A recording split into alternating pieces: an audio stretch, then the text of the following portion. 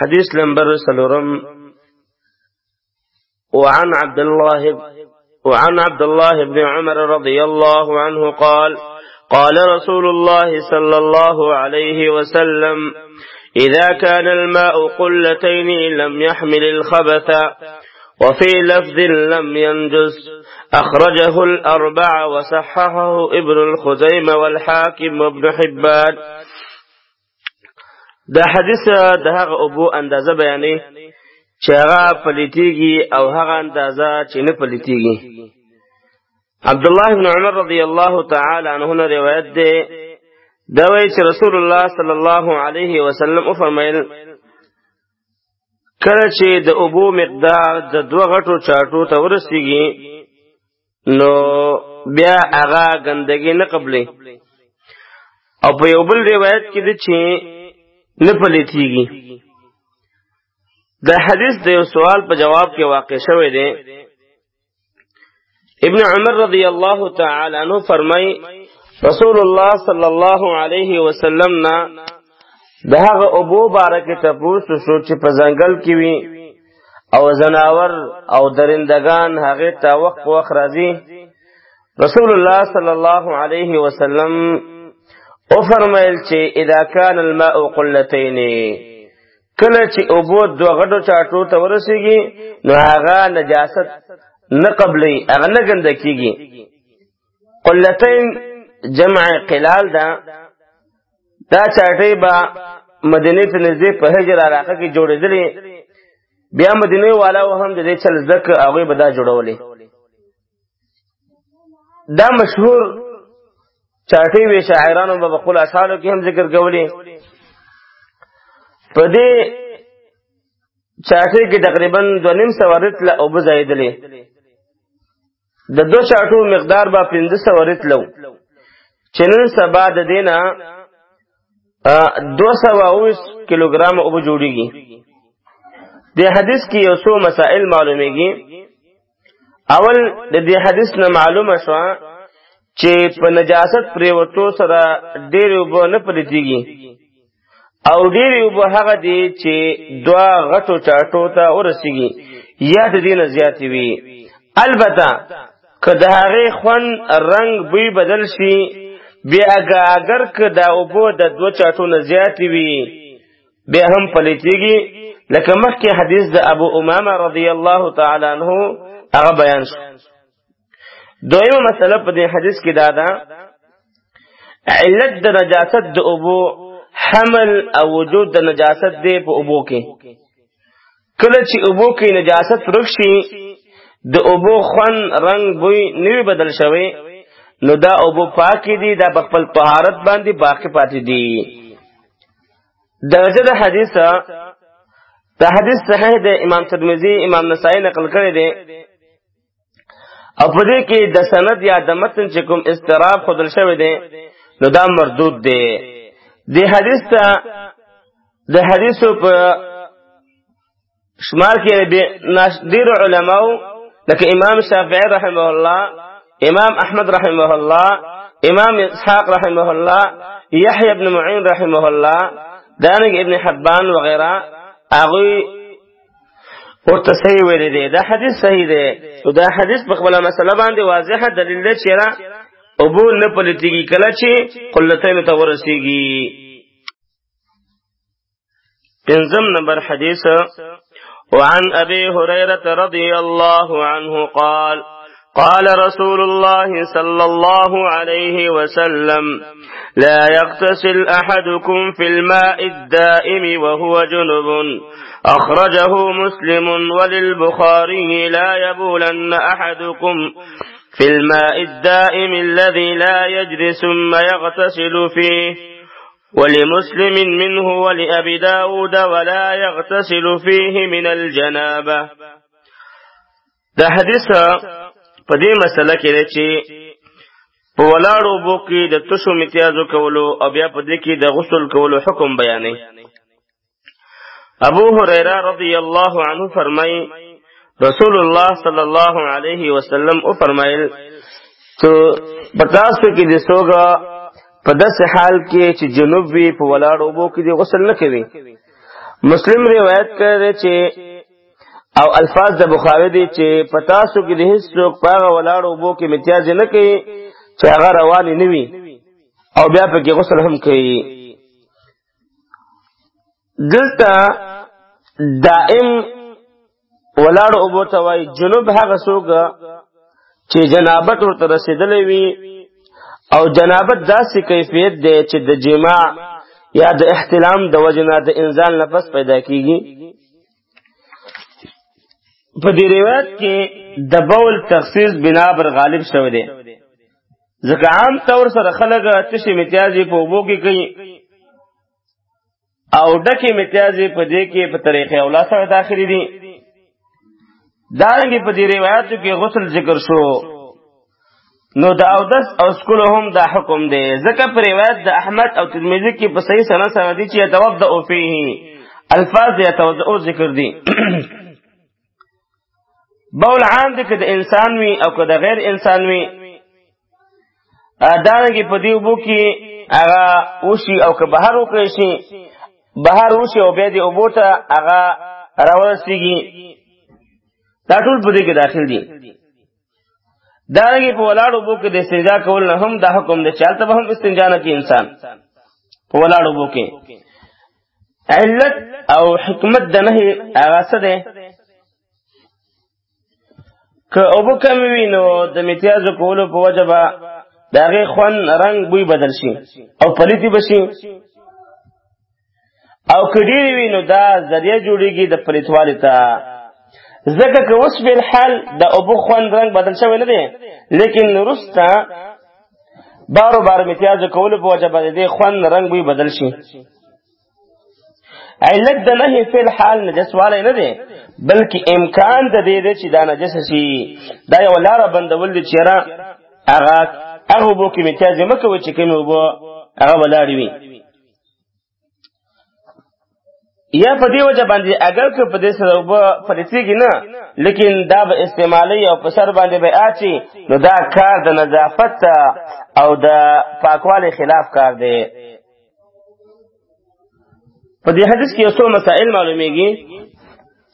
اول په ولاړ اوبو کې بول کول یا پکې د جنابت غسل کول او دا کارونه هغه منع دي دا به انسان نه کوي نه به پکې امتیازې کوي نه به پکې غسل کوي د جنابت په حالت کې. ظاهر د حدیث دا دی چې د لږو اوبو او د ډېرو اوبو ترمنځ په دې کې حکم فرق نه دی بیان شوی چې ډېرې کې به کوي او لږ کې به نه کوي نه مکمل په دې کې ذکر شوی دی دواړو کې امتیازې کول منع دي. حدیث کې چونکه قید د ولاړو اوبو راغلی دی دې وجه نه په روانو اوبو کې لکه سمندر یا نهر وغیره کې بول وشي نو پروانه کې خو غوره دا ده چې د هغې نه باید انسان ځان وساتي. په هره طریقه باندې چې وی خلکو ته ضرر رسېږي دی نه باید مسلمان هغه ځان وساتي. اسلام دعوت راکوي نظافت او پاکوالي ته چې مؤمن مسلمان باید هغه د صفائی ډیر خیال وساتي. مؤمن مسلمان باید په صفائی کې ډیر مخکې وي د نورو خلکو نه. د حدیث درجه د حدیث امام مسلم نقل کړی دی امام نسائی نقل کړی دی ابن ماجه نقل کړی دی دارقطنی امام بخاری صحیح حدیث دی د سند په لحاظ سره. شپږم نمبر حدیث وعن رجل صحب النبي صلى الله عليه وسلم قال نهى رسول الله صلى الله عليه وسلم أن تغتسل المرأة بفضل الرجل أو الرجل بفضل المرأة وليغترفا جميعا أخرجه أبو داود والنسائي وإسناده صحيح. دي حديث کې دا مسله معلومیږي چې نارینه او زنانه د دینا منع کول چې یو د بل په پاتې شوو اوبو غسل وکړي. دا حدیث د یو سړي نه روایت دی چې د نبی صلی الله علیه وسلم د ملګرتیا شرف ورته حاصل شوی دی. دا فرمای رسول الله صلی الله علیه وسلم منع فرمایلی دا چې زنانه دي د سړي د غسل نه پاتې شوو اوبو باندې غسل وکي یا نارینه دی د ښځې د غسل پاتې شوو اوبو باندې غسل وکي بلکې دواړه دی یو ځای په لپو سره اوبه راواخلي او غسل دی وکي. دی حدیث کې وعن رجلین د صحابي نوم مبهم دی هغه نه ذکر شوی خو لیکن د دې مبهم والی هغه حدیث ته نقصان نه رسی ځکه د اهل سنت اتفاق او قاعده ده چې الصحابه كلهم عدول ټول صحابه کرام رضی الله عنهم ثقه او عادلان دي. دلته درې صورتونه محترم یاد لرئ. اول یو دا چې ښځه او خاوند دواړه په یو وخت کې د یو لوښي نه شریک غسل وکړي دا په اتفاق د علماو سره جائز دی او دلیل د جواز دپاره حدیث د عائشه رضی الله تعالی عنها دی. هغه فرمایي ما او رسول الله صلی الله علیه وسلم به شریک په یو ځای د یو لوښي نه غسل کولو او موږ دواړه به د جنابت په حالت کې دا حدیث متفق علیه.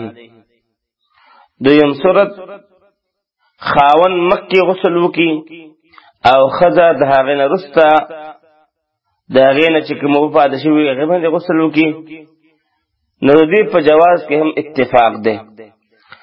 دریم صورت ښځه مخکې غسل وکي او خاوند د هغې په پاتې اوبو غسل وکي په دې مسله کې اختلاف دی. د جمهور علماو په نزد دا صورت هم لکه د مخکینو صورتونو په شان جائز دی بغیر د کراهت نه. امام اسحاق او امام احمد په مشهور قول کې فرمایي کله چې زنانه یوازې او دس یا غسل وکي نو د سړي دپاره د هغې په پاتې اوبو او دس یا غسل کول مکروه دی. دا قول د عمر فاروق رضی الله تعالی عنه هم دی او ابن عمر رضی الله تعالی عنه امام شعبی امام اوزاعی رحمه الله هغوی وایي ښځې سره هغه وایي په هغه حالت کې د ښځې پاتې شوي اوبو نه غسل په کار نه دی یعنی چې کله زنانه حیضه وي د حیض نه پاکه شي او غسل وکړي. دا کم خلق وای چې دا ښځې نه چې کومې اوبه پاتې شي نو سړی دی په هغې باندې غسل نه کوي دا مکروه دی.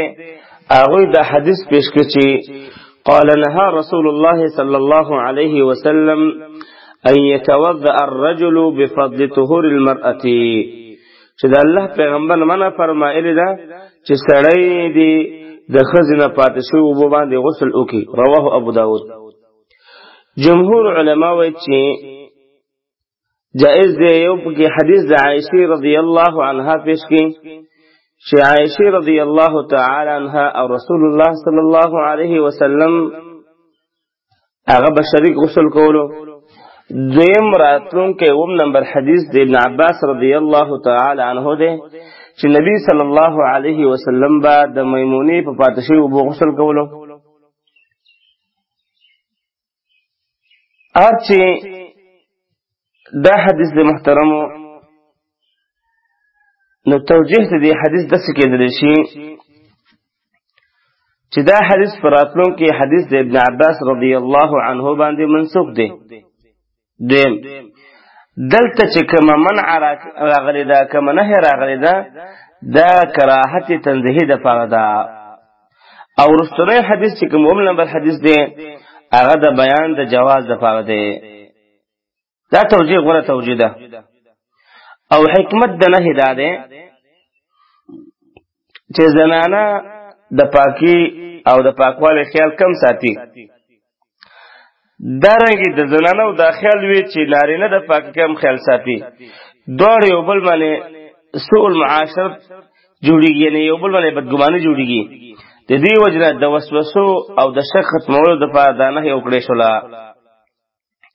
چې د یو بل په پاتې شوي اوبو باندې غسل هغه مه کوئ او دا نهی د کراهت تنزیهي دپاره ده او که چېرته د یو زنانه وسوسه نه پیدا کېږي نو د هغې دپاره د سړي په پاتې شوي اوبو باندې غسل یا اودس کول جایز دي.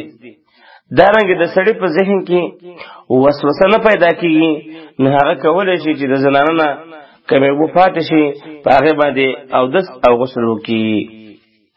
د حدیث کې یو څو مسائل هغه معلومیږي. اول، خاوند له مکروه دی چې د ښځې د غسل نه پاتې شوي اوبو باندې غسل وکړي. دویم، ښځې له مکروه دی چې د خاوند په پاتې شوي اوبو غسل وکړي.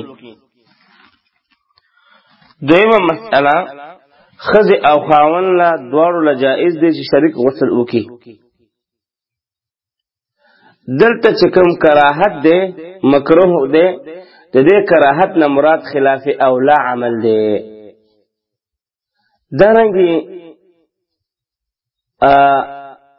دلته پیغمبر فرمایي چې ښځه او سړی، د ښځې او سړي نه مراد ښځه او خاوند دی، پردی سړی او پردی ښځه مراد نه ده.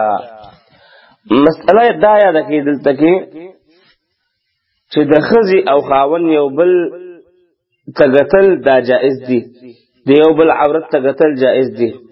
دلیل په دې باندې شریک لامل د عائشې رضی الله تعالی عنها او د نبی صلی الله علیه وسلم دی چې د غسل کولو په وخت کې یو بل عورت باندې نظر پریوتو. دانګ عطا د عائشې رضی الله عنها نه تاسو کو نو هغه وته د حدیث په جواب کې بیان کو چې د معاویه ابن حیدر رضی الله عنه حدیث دی چې احفظ عورتك الا من زوجتك او ما ملكت يمينك، چې د خپل عورت حفاظت کوه مگر د خپل بیبي نه. پاتې شو هغه حدیث چې د عائشې ته منسوب دی چې ما د رسول الله صلی الله علیه وسلم عورت نه لیدلی او هغه زما عورت نه لیدلی. نو دا حدیث نه دی، دا اسه چا مقوله جوړه کړې ده، خلکو ځان نه دا خبره جوړه کړې ده. دې ته حدیث ویل دې باندې انسان ګناهګاریږي. درجه د حدیث، دا حدیث صحیح حدیث دی. امام ابو داود، امام نسائی، امام احمد هغه نقل کړی دی. وم نمبر حدیث وعن ابن عباس رضي الله عنه أن النبي صلى الله عليه وسلم كان يغتسل بفضل ميمونة أخرجه مسلم. ولأصحاب السنن اغتسل بعض أزواج النبي صلى الله عليه وسلم في جفنة، فجاء النبي صلى الله عليه وسلم ليغتسل منها فقالت له إني كنت جنبا، فقال إن الماء لا يجنب، وصححه الترمذي وابن خزيمة. دی حدیث کې دا مسله بیانېږي چې د زنانه د غسل نه په پاتې شویو اوبو باندې نارینه دپاره غسل کول جائز دي.